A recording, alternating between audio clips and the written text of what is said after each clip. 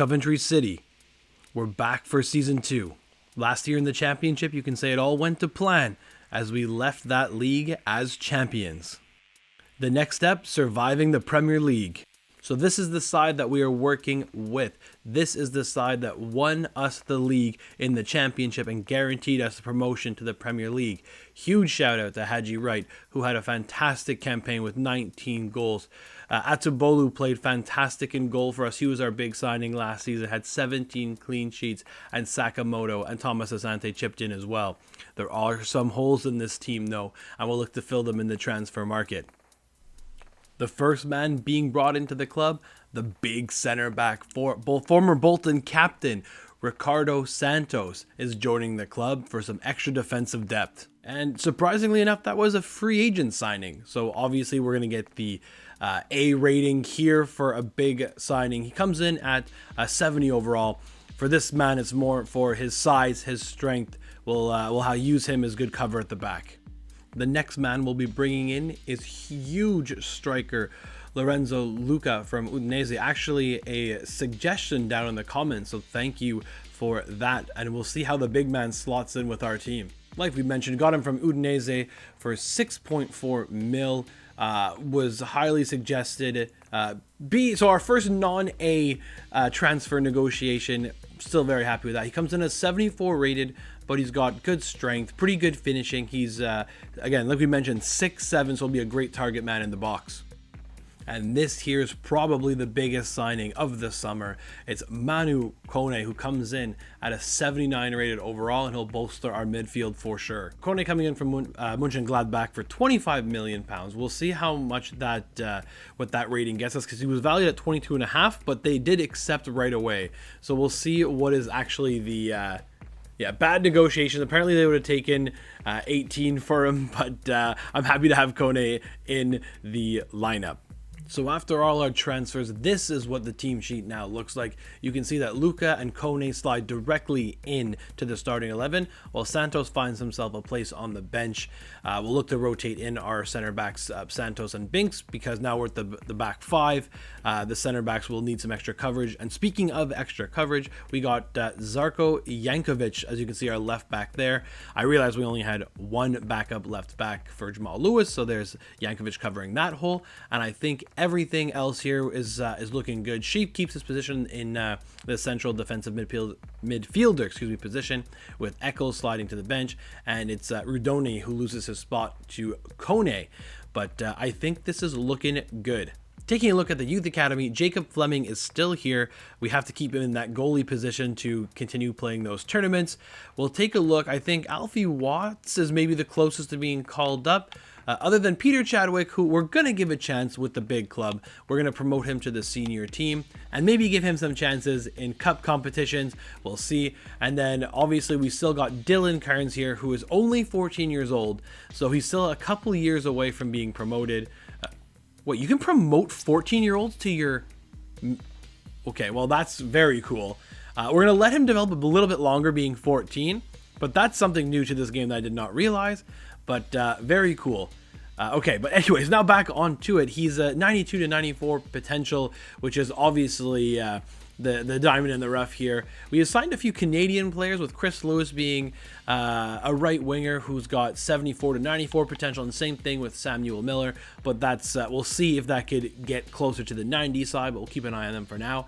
But maybe I will promote Dylan Carnes sooner rather than later and have a new record for youngest senior player. Taking a look at the calendar, it is a pretty difficult start to the season, with almost a must-win game at home to Burnley, who were the other team promoted with us.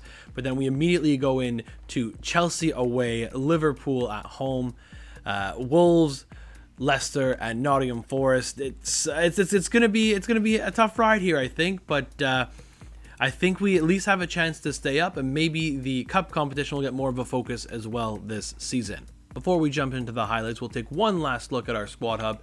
As you can see, Oliver Dovin is still away on loan. He's closing in on a 70 overall, which is nice to see. So there's some development there. And then going all the way to the other end, Norman Bassett has gone to Leeds United on loan. There has been Efren Mason Clark, who's gone to Crystal Palace on loan. and one more. Who was it? It was Borges Rodriguez, who has gone on loan to QPR. So that covers all the moves that we've made in this summer transfer window. Now let's jump into the highlights. So here we go. Coventry City are back in the Premier League for the first time in 20 plus years. Brendan Rodgers looks to get his Sky Blues off to a winning start when we invite Burnley to the CBS Arena. In the opening 22 minutes, it'd be Burnley with the first chance, but it's Atubolu who makes a big save to keep the clean sheet and gathers up the rebound. Great start for the keeper who had such a great year last year. Coventry's best chance would come in for a looping ball to Lorenzo Luca, who gets up, but unfortunately his header goes just wide. The final chance of the first half would fall to the visitors, as there's a lot of control inside our area, but the shot gets blasted just into the side netting. At the hour mark, it would be the big center back, Ricardo Santos, who's subbed on, and wouldn't you know it, less than 10 minutes later, he gets his first goal for the club. It took far longer than that for him to get his first goal with Bolton, but we were happy he's getting it in his first game with the Sky Blues, and that would give Coventry City all 3 points in their first game back in the Premier League. Second game of the season would not be so easy.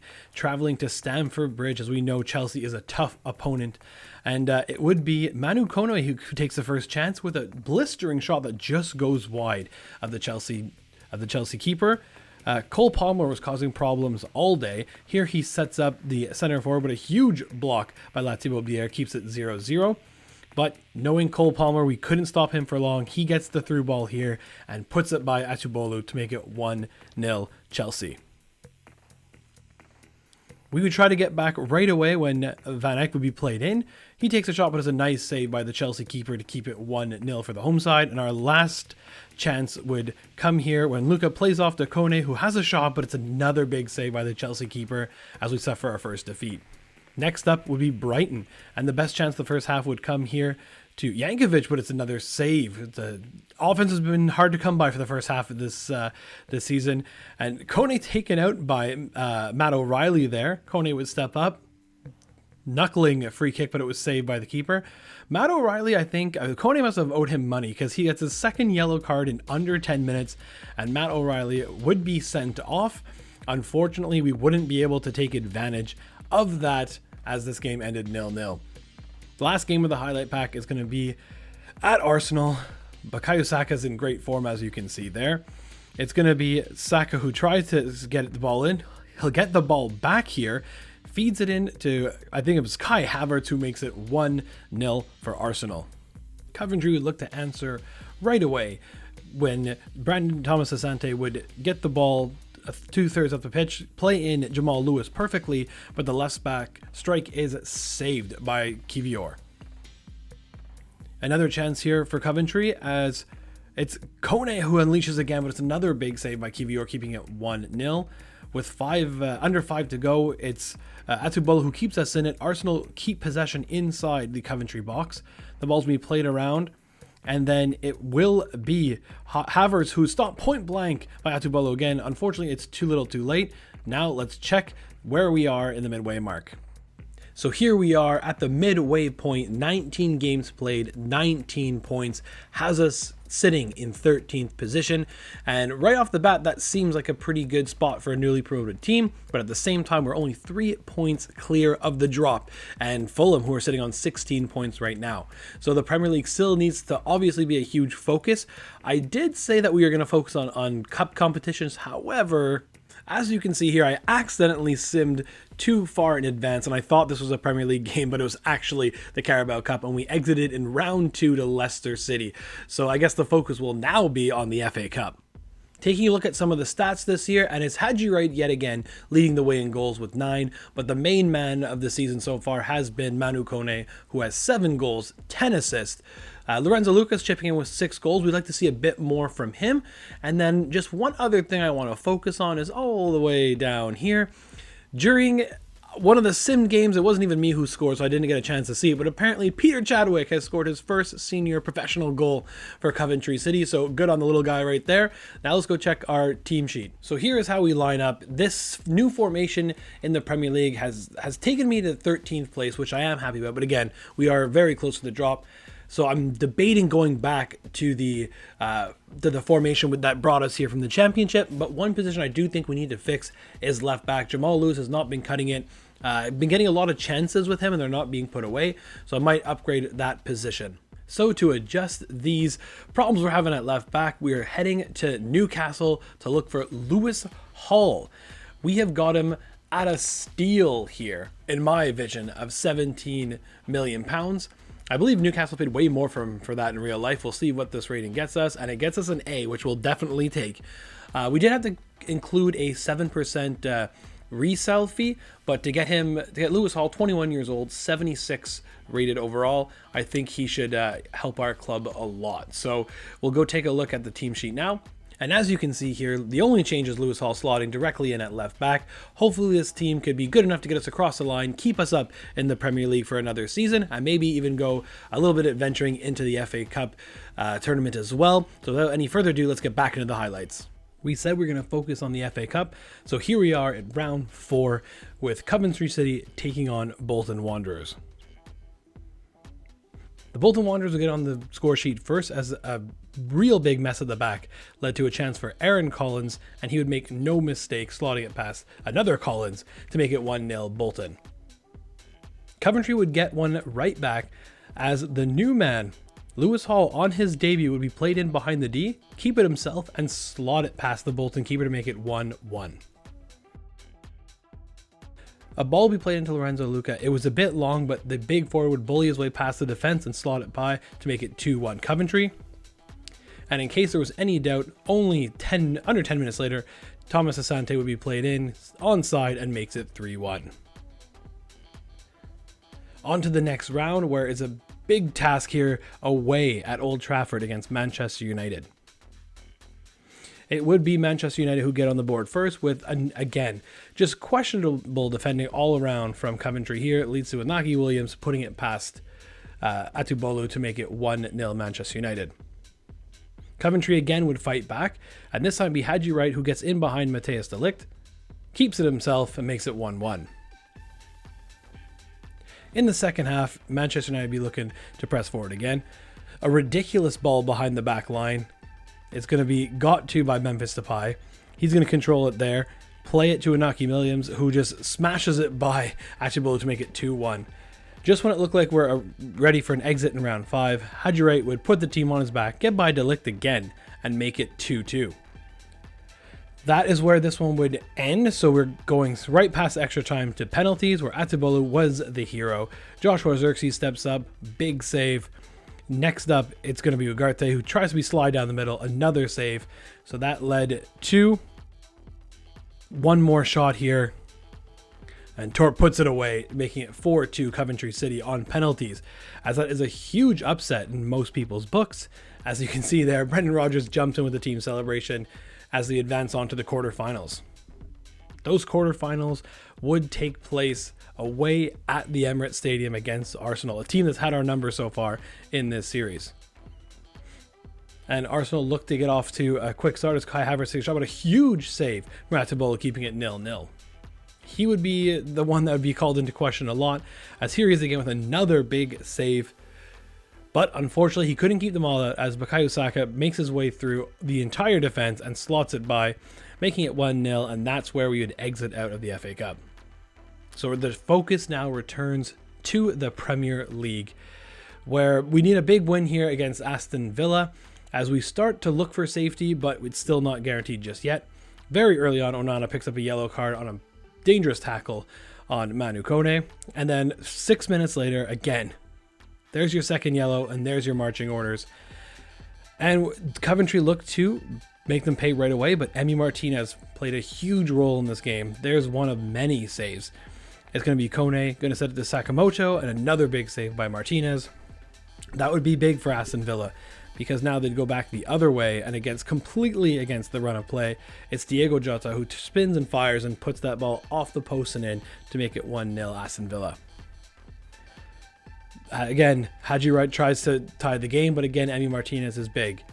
Into the second half, we subbed on Lorenzo Luca. He chests the ball down and scuffs that ball past the keeper, but it doesn't matter. It's 1-1.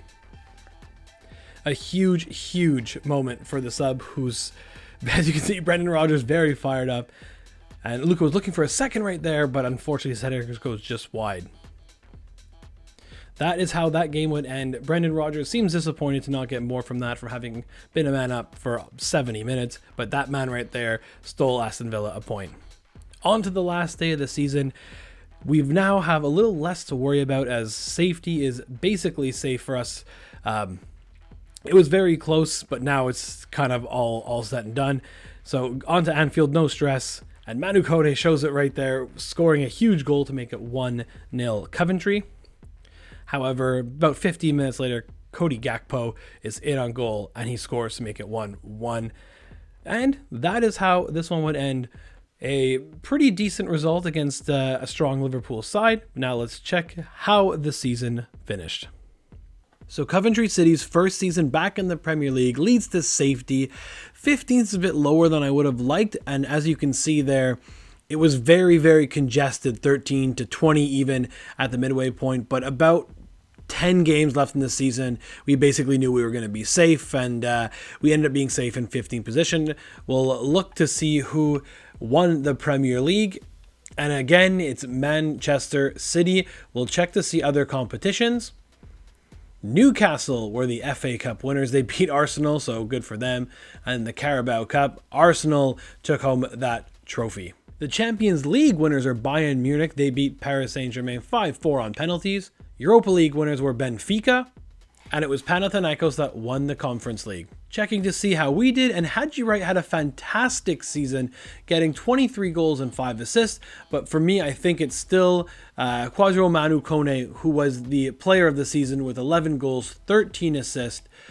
We got Lorenzo Luca with 10 goals. Asante chipped in with 8. Van Ewijk chipped in with 5, which is nice. And then Sakamoto, not as much of a big season as last season, but we did change up the formation, which I believe we'll be changing back to. And then our Youth Academy graduate with 2 goals and 2 assists in 11 games. So we love to see that. So taking a look at our Youth Academy, not much has changed. We have a slightly better potential goalie here.